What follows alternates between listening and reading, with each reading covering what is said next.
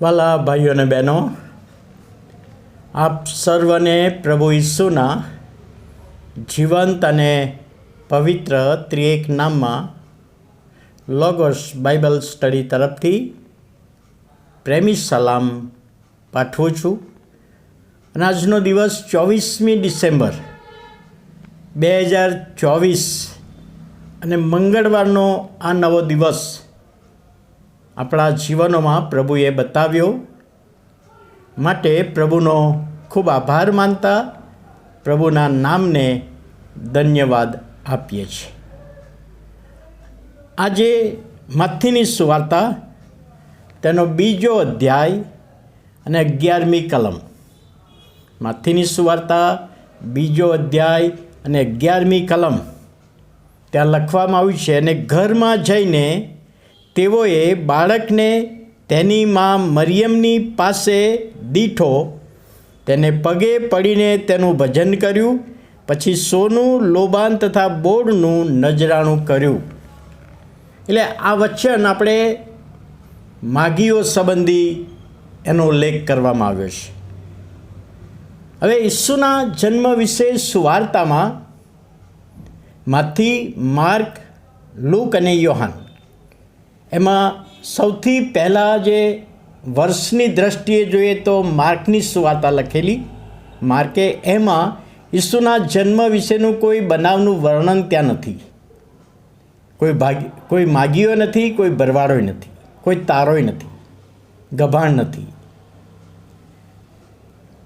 પણ માથીએ જે વર્ણન કર્યું છે એમાં માગીઓ છે, ગભાણ છે, સોનું, બોળ અને લોબાનનું અર્પણ છે.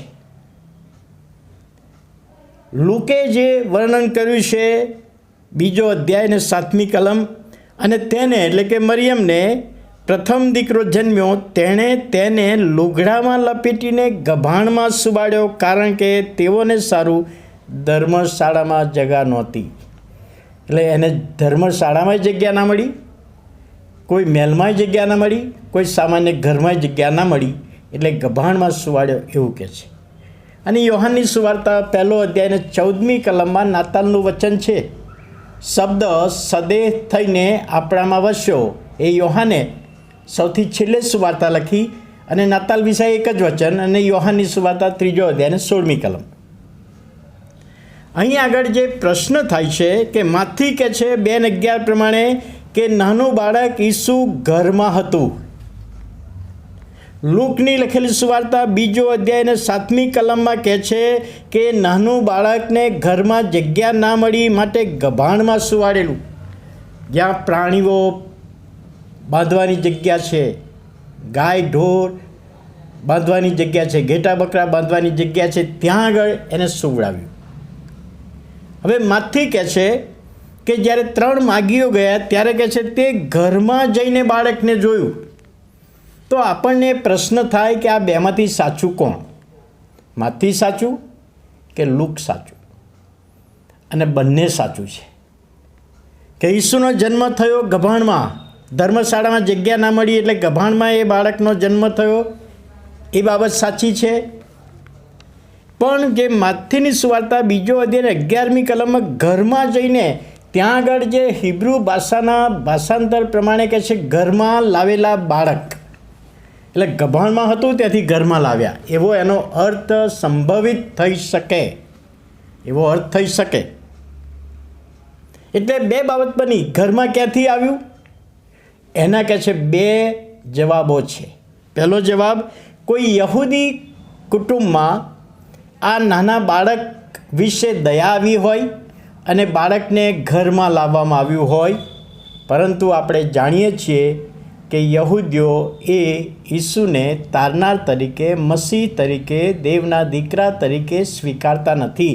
એટલે એક અર્થ એવો થયો કે નાતાલના દિવસોમાં પ્રભુને ઘરમાં લાવ્યા, પ્રભુને આપણા ઘરમાં લાવ્યા છીએ, બાઇબલ છે, બધી જ બાબતો છે, પણ ઈસુને સ્વીકાર્યા ના હોય એવી પરિસ્થિતિ પણ ગણી શકાય. એક સંભવિત અર્થ કહું છું.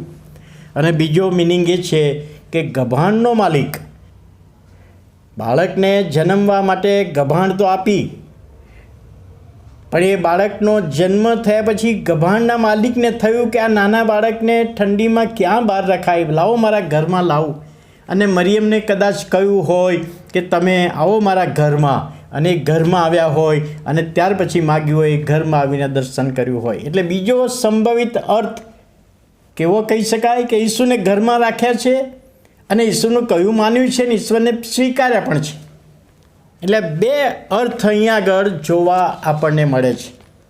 લોજિક રીતે આ બે કલમો આપણે અભ્યાસ કરીએ છીએ. આજે તમારી પાસે કોઈ ત્રીજો જવાબ પણ હોઈ શકે, ત્રીજો ખુલાસો પણ હોઈ શકે, એ મને સ્વીકાર્ય છે. પણ અહીંયા જે બાબત કહેવામાં આવે કે ઘરમાં જઈને બાળકને તેની માં મરિયમ પાસે જોયું અને સોનું, બોર્ડ અને લોબાન ત્રણ જે અર્પણ કર્યું,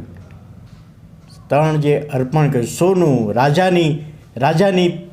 રાજા તરીકે, લોબાન અને બોર્ડનું અર્પણ બલિદાન માટે અને લોબાન યાજક પદ માટે. અને આ ત્રણ બાબતો દ્વારા પ્રભુ ઈસુ ખ્રિસ્ત વિશેની ત્રણ બાબતો જાહેર કરવામાં આવી. ત્યારે આ વચનો સમજવામાં પ્રભુ સહાય કરે, મદદ કરે. પ્રાર્થના કરીએ. વાલા પ્રભુ, અમે તમારો આભાર માનતા તમારા નામને ધન્યવાદ આપીએ છીએ. આજનો આશીર્વાદ માગીએ છીએ, તમારી સહાય માગતા તમારા હાથોમાં સોંપાઈએ છીએ. પ્રભુ ઈસુના પવિત્ર ત્રિએક નામમાં સાંભળો અને માન્ય કરો. આમેન.